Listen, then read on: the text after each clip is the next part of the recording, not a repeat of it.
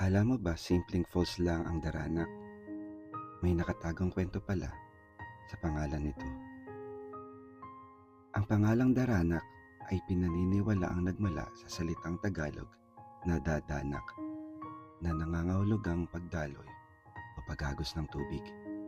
Dahil sa walang tigil nitong pag-agos, kalaunan ay naging Daranak ang tawag sa sikat na talon na ito. Sa gitna ng malamig na tubig, lunti ang puno at tahimik na kalikasan, maraming bumibisita rito para makatakas pansamantala sa ingay at stress ng syudad. Kaya kung pagod ka na sa gulo ng araw-araw, baka panahon na para bisitahin mo ang Daranak. Isang lugar para huminga, magpahinga at magpalakas.